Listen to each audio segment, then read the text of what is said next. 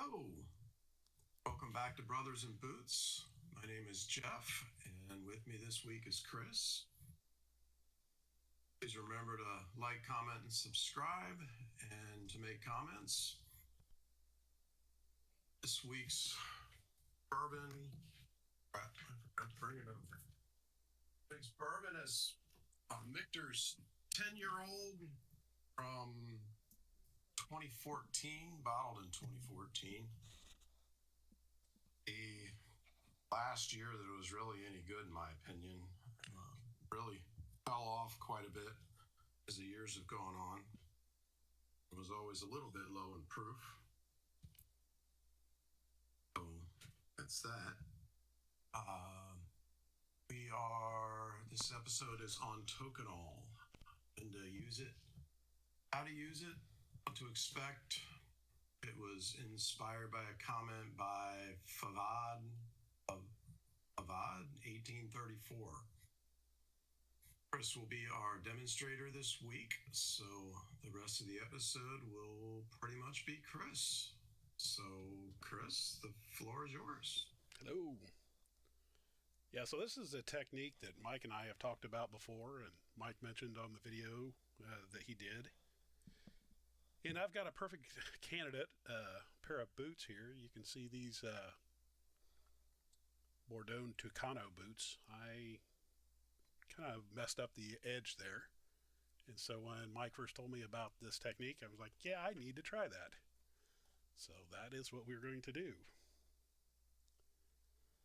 So the first step is sanding off the existing finish. I did a little bit of testing on this pair, before this video.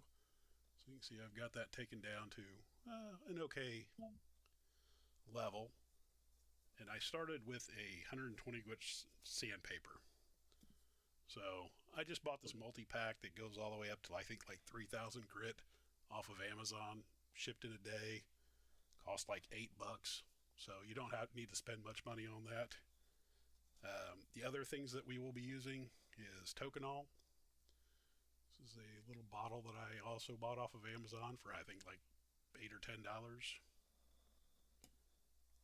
I'm going to use this little burnishing stick.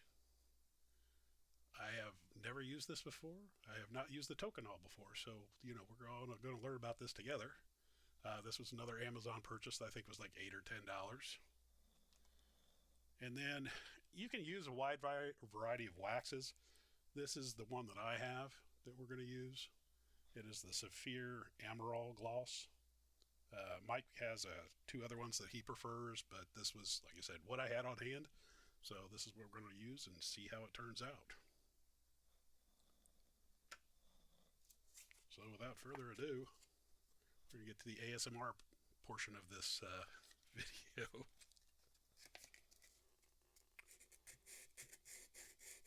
I got that same sandpaper kit. I bought it usually a lot for metal, aluminum, and stuff like that. Trying to bring stuff up to a shine and make it look like chrome, even though it's not. How well does that work for you? Takes a whole lot of time and a whole lot of elbow grease. Oh, yeah. That I can believe.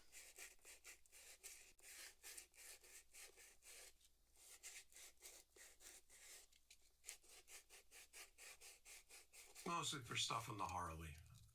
Okay. There's a whole lot of things that I would love to be chrome, but chrome costs a whole lot of money. Yes, it does. Sometimes if you take some stock parts off, some regular parts off, and shine them up real good, they'll pretty much look chrome and accomplish your goal for a lot less money. So what are the parts usually made of, like stainless or steel or aluminum? Most of the stuff in the bike that I've been doing it to is aluminum. Stainless steel. I guess most of it is stainless steel, I guess. Yeah, one thing I will say is, if you guys have never used sandpaper, hopefully you have, don't rub real hard. You don't want to take too much off. If you're a woodworker, you're probably looking at me going, "You're doing something wrong," but that's okay. You can leave that in the comments and let everybody else know a better way to do this.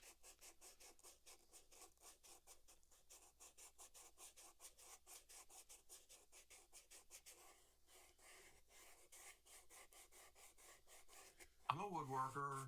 Doesn't look wrong to me. I think I would have probably started with a lower grit. I think I probably would have started with 80.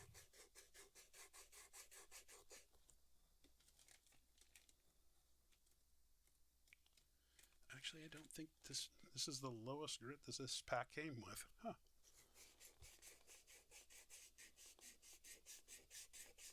It's surprising.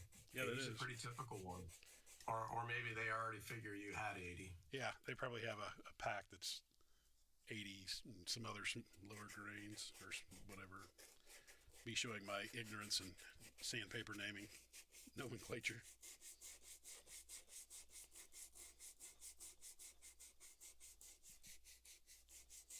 Am I just a voice, or am I on camera too? You're on camera.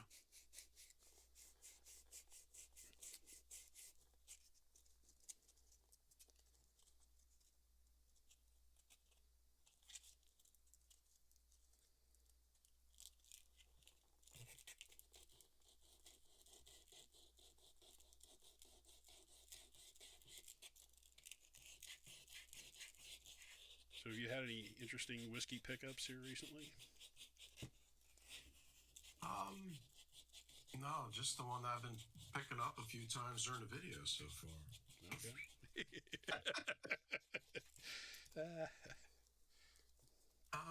I have not made any bourbon purchases. Lately, it's more just the picks that I do. Okay. So I'm usually not heading to the liquor store to pick things up anymore.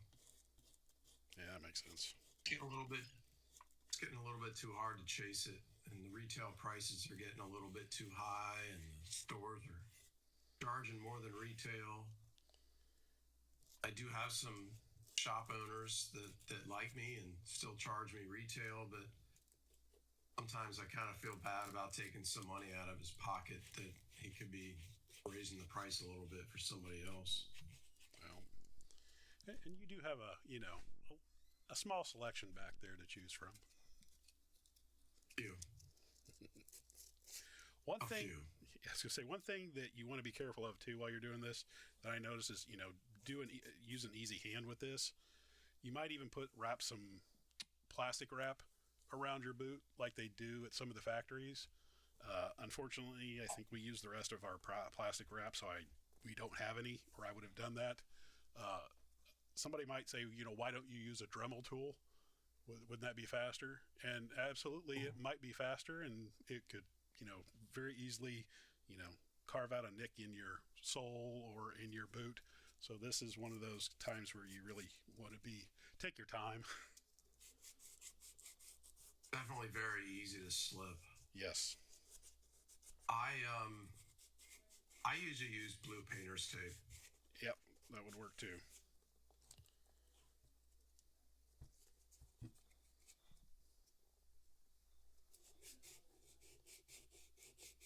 So was this because you didn't feel like what was there was protecting anymore, or because you wanted a different shade for the edging? Or no, I just I had tried to repair that with what I had, and the Phoebing's edge dressing. I use it on a lot of different boots, but it only comes in the two colors, the darker brown and the black. So you're really looking to more just use a dye if you're trying to get like that natural color. And so this is just kind of an experiment, something that Mike had done. I was like, and it sounds like it's very resilient. I was like, well, why don't I give it a try? And then I do hear people. Go ahead. I do hear people talk about Tokonole. I have never used it, so I'm looking forward to seeing how this looks. It's just like you are. My my preference for edges 9 times out of 10 is to use Lincoln wax. Okay. I'll use it in black or brown or natural / clear, and it's got quite a bit of carnauba wax in it for repelling water, and I feel like that's a good choice. I go to it a lot more than the Phoebing's Edge Coat. Yeah, the Phoebing's is a quick fix, but I probably should look into using something like the Lincoln wax. It just seems like a much more natural way of doing it versus just slapping some paint on there. The other thing I'll do sometimes is beeswax. Okay. On the edges. Is there a particular brand that you buy?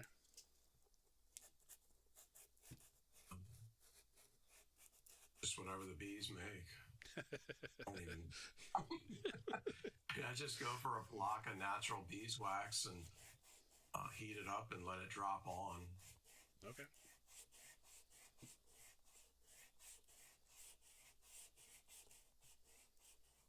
Wesco will use beeswax if you ask them to.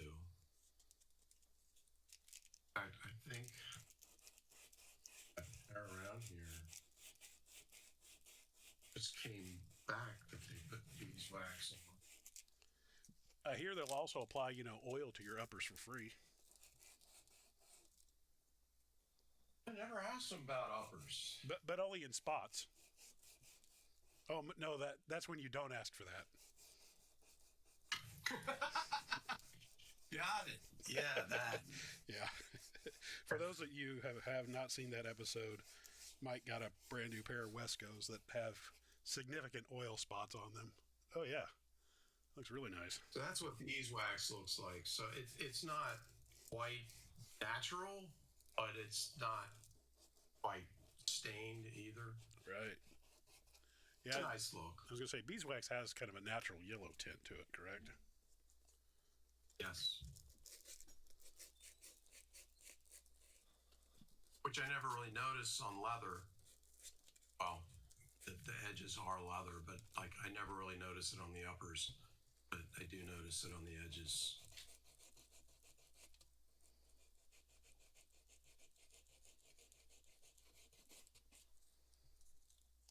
So those of you that have watched, all the Brothers in Boots videos, obviously this is more of an experimental style for us as well. So if you like it, comment. If you don't, comment.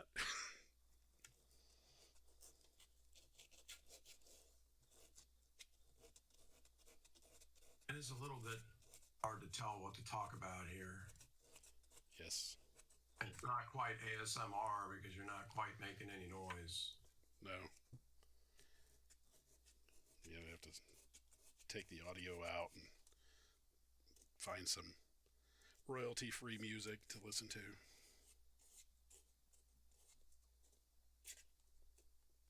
I guess I can stop trying so hard to talk.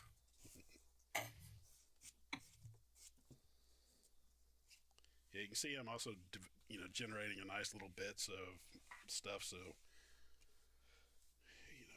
warning if you try to do this on your wife's kitchen table and she catches you doing it.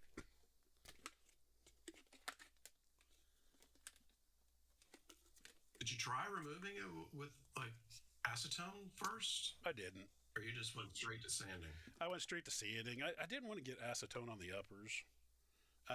Acetone removing dye is really a pretty labor-intensive process. I've not done it on soles, but I have done it on uppers, and it only removes a little bit of dye at a time.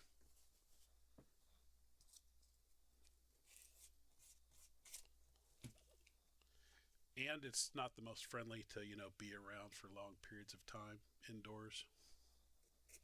Start feeling a little loopy, get a headache.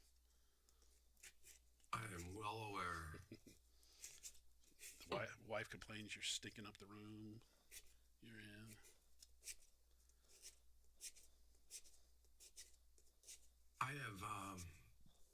I've been been in that situation many times, but as I sit here, I can't think of why. Why do I use that stuff so much? I don't really try to take a lot of color out of boots, so that's not it. It's not what I usually use as an adhesive remover. I've got Goo Gone for that. Paint thinner?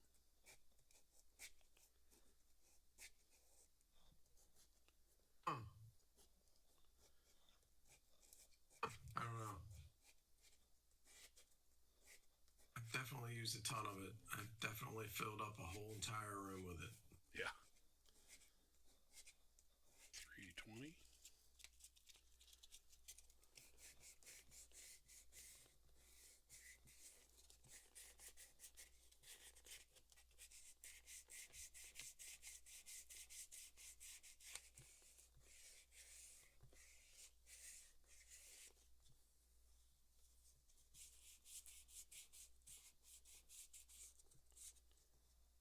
We're not going to go any finer than 320. I mean, these are a rugged boot. If you're doing this on a dress shoe or something like that, you may want to go with a finer sandpaper to, just to make it as till you get the edges smooth as what you think it should be.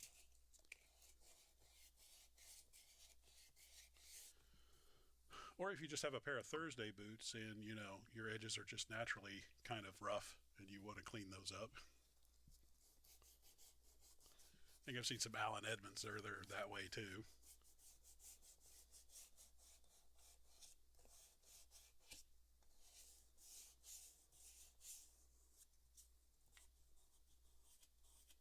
I usually take things too far on the sanding stage. Yeah.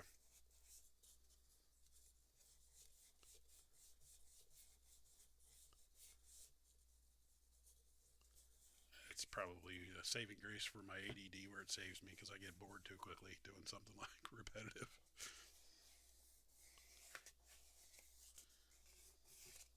In shop class, I was always sitting around sanding my project when I should have been starting on a new one. Going for that perfection. Bingo. I'm going to wipe this whole thing down. This is just a Clorox wipe.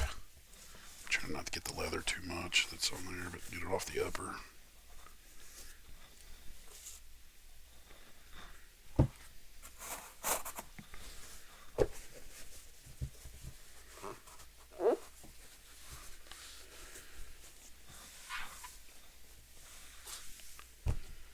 And if anyone is wondering, these shop towels that I'm using are called Wypalls, spelled WYPALL X60 from Amazon.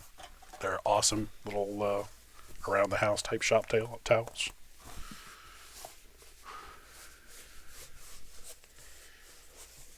You can get those on a subscription, Amazon subscription, so they send them to you, monthly, bi-monthly, every 3 months, whatever. I should probably start doing that. Yeah, we do that for all of our toiletries, toothpaste, mouthwash, soap. Oh, I do the subscriptions for some stuff. Although some of the stuff I want to use it for, it's not available. Yeah, we've definitely noticed that. I meant the throwaway rags. Yep. I've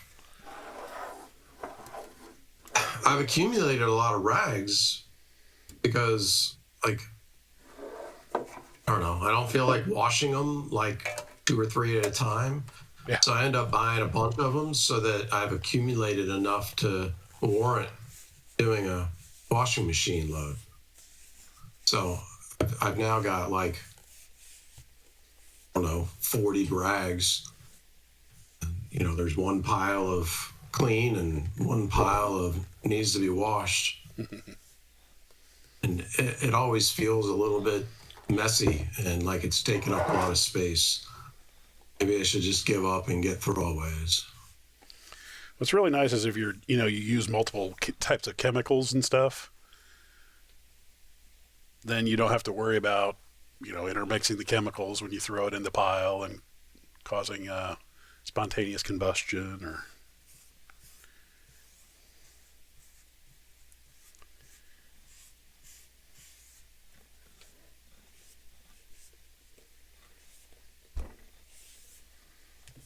Okay.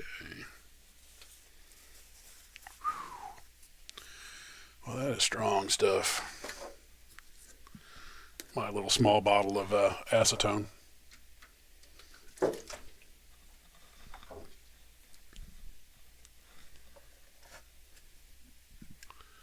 On to the Tokonole.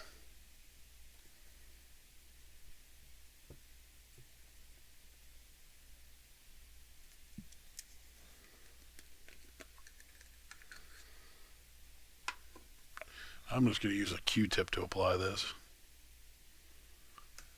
For lack of anything better.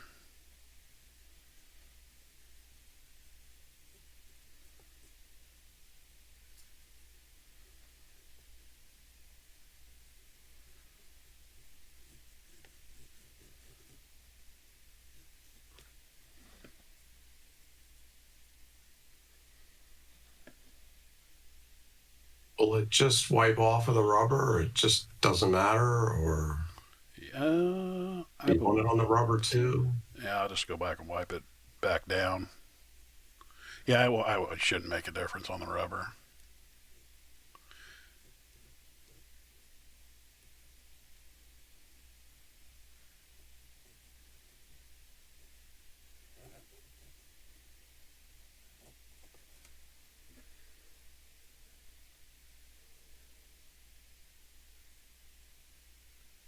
Shoulder still hasn't stopped hurting.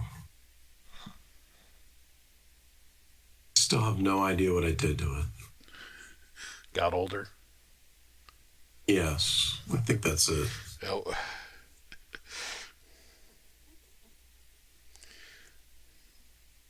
It's the I was going to say it's accumulation of all the things that you did that, when you were younger, and you got back up and goes, that wasn't that bad. They add up as you get older, and I've got a lot of those. Yep, me too. I was taking apart an exercise machine today to set it out for scrap, and for most of doing it, the shoulder actually didn't hurt me. Doing all this like lifting and doing all this stuff that you might expect pain from, and it didn't hurt. But I go to take my shirt off, and just by doing that, my shoulder hurts so bad I gotta stand there and wince.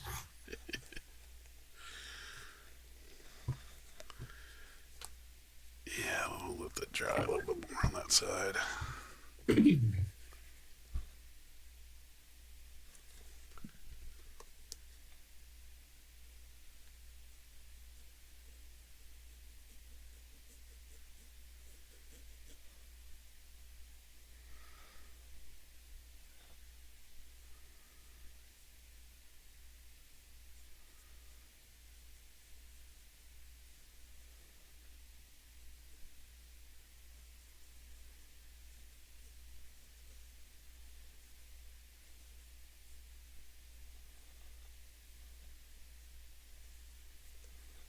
Considering all these throwaway rags that you have, I think I'd be using a rag to apply this instead of a Q-tip.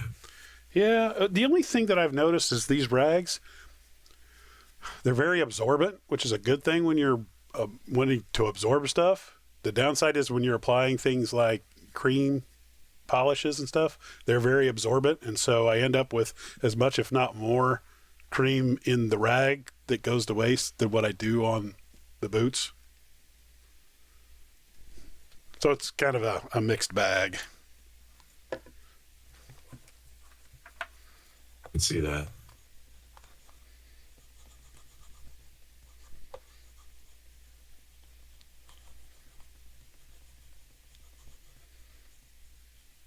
Now, from what I understand, the burnishing on the Tokonole is there because of heat from the friction.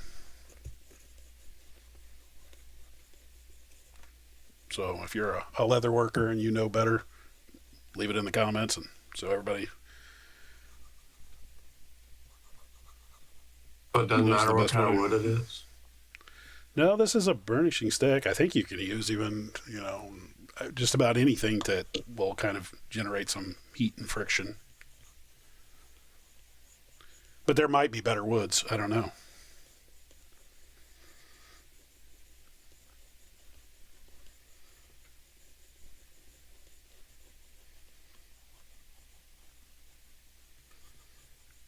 I bought some of the Tokonole in this, not to do this, but to try to get started in doing some leather crafting.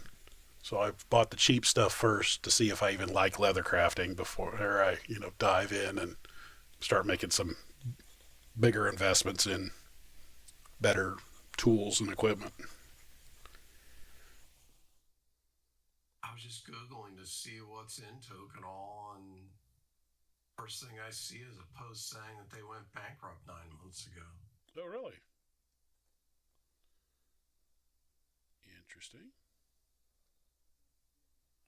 Did it say what type of bankruptcy they went into? Restructuring or foreclosure? Or... Um, it's a Reddit post in Leathercraft, and the guy said, "I'm currently in Tokyo, and leather store workers have informed me that the company that makes Tokonole, Siawa, has bankrupted, and Tokonole will no longer be available." Okay. I'm sure somebody will pick it up, just like what was it, J.R. Souls that went bankrupt, Yeah. and now Yeah. somebody's still making those. I don't think we're going to complete this side of the boot tonight because that's still got a little bit of darkness from when I applied the acetone. But we'll go ahead and finish this side.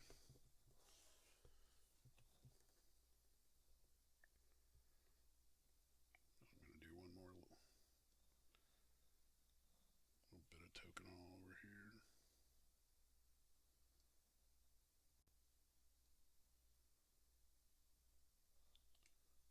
See how it does, just doing the finger.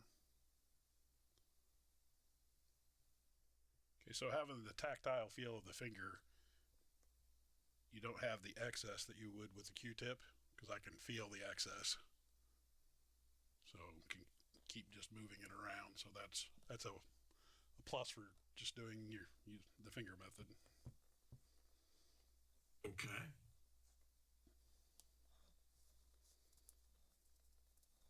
Kind of feels like glue, but not with the same tackiness that glue has, where it starts drying on you. And it apparently has no smell, so there's that. Yeah, no, it does not. Or if it is, it's too faint for me to notice.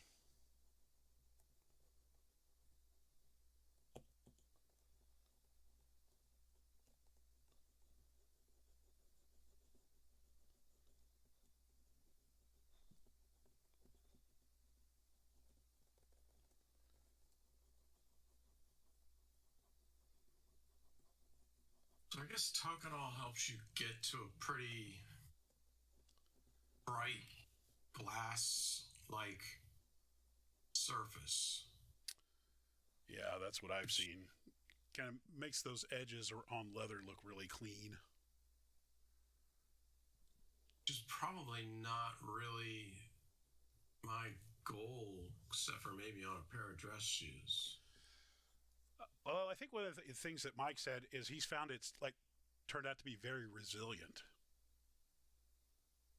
So that he doesn't have to like redo the edges nearly as much. It's kind of like a tougher edge dressing or way to dress your edge. Which is the appeal to me, especially on this pair of boots because I'd already kind of dinged up the edge on it. So I would say if you've got, a pair of boots or shoes that you are always having to touch up the edges, that this would potentially be a good candidate for, and you like the look. The stuff that I'm reading says that it's not a replacement for beeswax. That many people will use the Tokonole and then after that use the beeswax because the beeswax is more of a protectant. Okay, and maybe that's part of it as well. Tokonole is more of an aesthetic. Okay, well, that could be because I mean that is part of the process is applying wax to it. So that's got my smooth edge.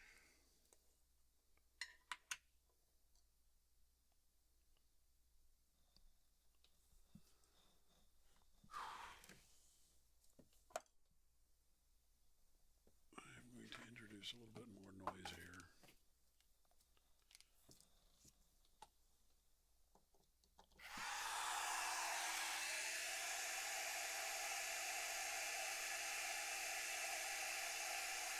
Kind of warming this wax up a little bit.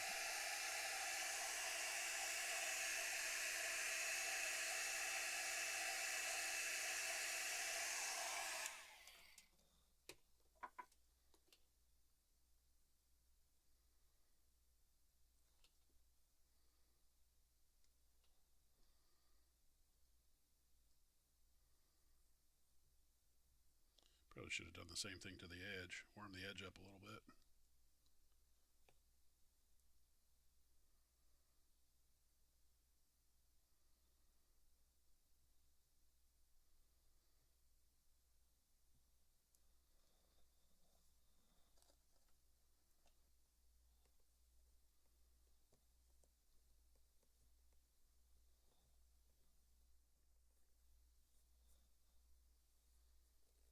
So that's lighter than what it was naturally. But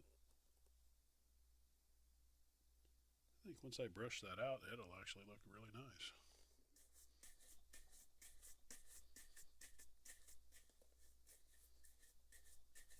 Okay, yeah, this is really making a difference now. At various angles, it's showing up as right now is definitely looking a lot shinier. Yep. So, yeah, there's a little natural variation in the color right here on the top part, which I could probably even out if I took a little bit more time. But, you know, this is a casual boot, so that's perfectly acceptable to me. But that is the process. At a high level, practice and probably, you know, experiment, get better, but that's it in a nutshell. Looks good. Looks better than how we started. Yep. Most definitely. Looks like take maybe 2 nights or something like that if you leave some time for it to dry. The acetone to dry if you get it where it soaks in like it did on the one side for me. But 2 evenings, by maybe an hour or so each evening, and have looks like some pretty incredible results that, according to Mike, are very resilient. I think that actually turned out really nice. It's pretty close to what the original color was. It's a little bit lighter. I don't know if you can kind of see the little bit darker brown around the edge. Yeah. I'm just going to leave. Are you going to do anything about that? No. I don't think that's. It almost looks like a shadow. And, most people aren't going to be looking that closely at my boots when they're on my feet all the way on the ground. But if I wanted to, that's where I would definitely put, some painter's tape or something like that to protect the leather before I sanded that off. That's mostly why I'm not going to do it, just because it's not that much of a color variation, and I don't want to risk damaging the upper leather at all. If it gets annoying, then I will do it. But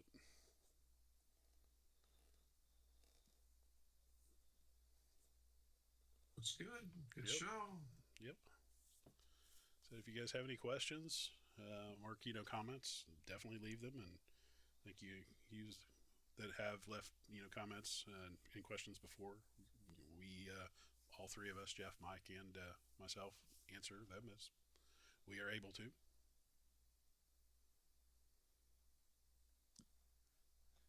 And one thing that we have talked about doing is we would like to, see you guys' collections. And if anybody has a particular collection that you'd like to see on the show, we wanted to kind of do a rate your collection at some episodes like that. Seen some car shows that do that, so we would love to do that with some of you guys' boot collections. So shoot us, message in the comments and direct us to where we can see your collection if you would like us to rate your collection in the future. Thanks for joining us, and hope everybody learned something. I learned something. I've never used Tokonole myself. I think what I mostly learned is that I know what it looks like now. I have a better idea what it does now, and it's, for the most part, probably not for me personally. I would do it on a pair of dress shoes, but I don't wear dress shoes very often, and it's probably going to be a little bit shinier than I like on a casual boot. But it definitely does look real nice. Yep. So, thank you all, and we'll see you next time. Launcha.